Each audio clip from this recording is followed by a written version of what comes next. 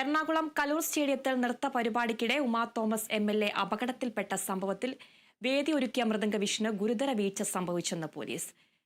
GCDAക്ക് വീഴ്ച സംഭവിച്ചിട്ടില്ലെന്നും പോലീസ്. ഇതുമായി ബന്ധപ്പെട്ട കേസിന്റെ അന്വേഷണം പൂർത്തിയായി. പോലീസ് ഉടൻ കുറ്റപത്രം സമർപ്പിക്കും. സാനു, എന്തൊക്കെയാണ് പോലീസ് അന്വേഷണവുമായി ബന്ധപ്പെട്ട് പറയുന്നത്? കൂടുതൽ വിവരങ്ങൾ.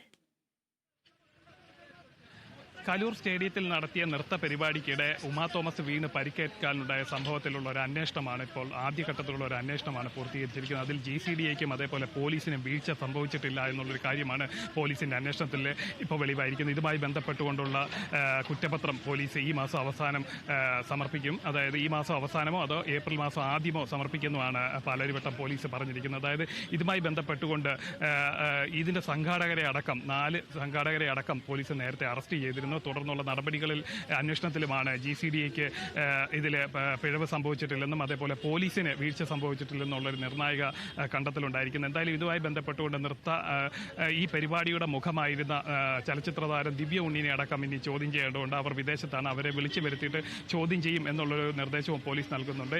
ഈ ഉമാ തോമസ് വീണ് പരിക്കേൽക്കാനുണ്ടായ സംഭവവുമായി ബന്ധപ്പെട്ടുകൊണ്ട് 2 കേസുകളാണ് പോലീസ് രജിസ്റ്റർ ചെയ്തിരുന്നത്.